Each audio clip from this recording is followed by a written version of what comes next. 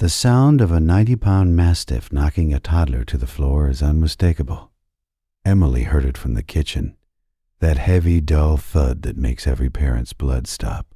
She dropped the dish towel and ran. Duke had Ava pinned.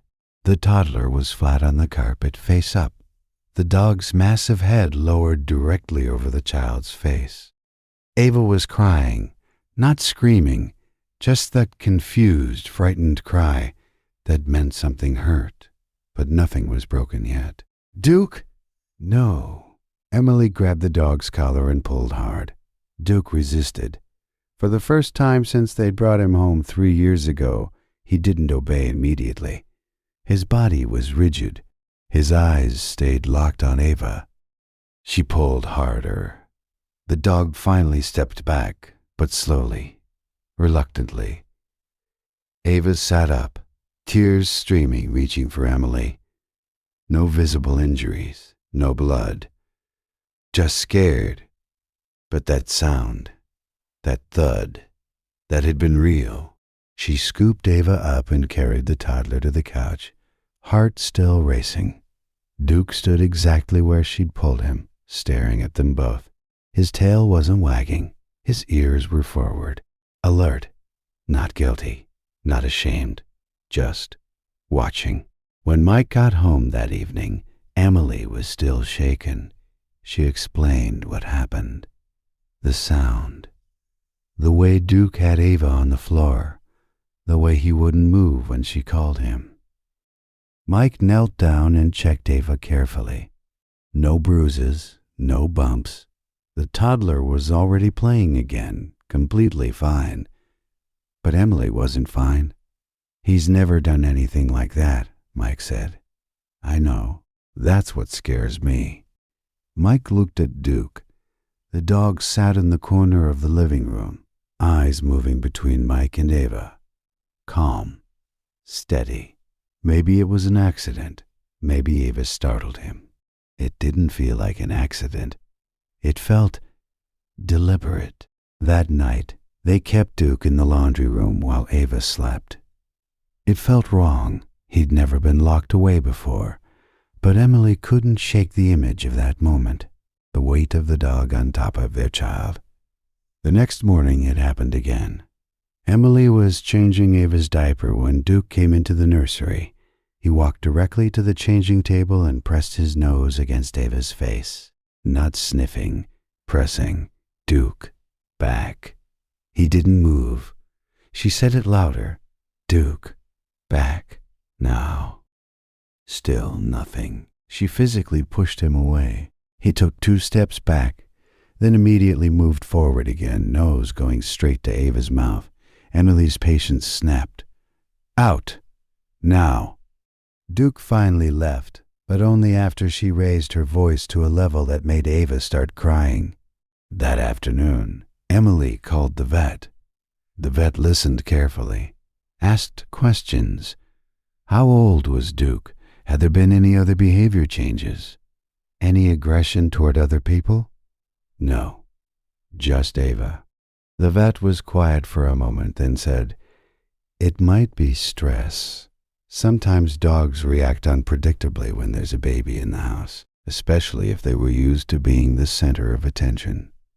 Emily thanked her and hung up. By that evening, she'd made the decision. Duke couldn't stay. Mike didn't want to believe it. He'd raised Duke from a puppy, trained him, trusted him. But he'd also seen the fear in Emily's face. He'd heard the description of that moment, the dog on top of their child refusing to move. They agreed to call a rescue organization in the morning. That night, Duke slept in the garage. Emily lay in bed, staring at the ceiling. She felt guilty. She felt scared. She felt like she was betraying a family member. But every time she closed her eyes, she saw Duke's head hovering over Ava's face, and her chest tightened. At 2:47 a.m., the baby monitor lit up. Ava was crying. Not the usual fussy cry. Something else. A strange, weak sound. Emily sat up immediately and grabbed her phone. The video feed showed Ava in the crib, barely moving. She ran. Mike was right behind her.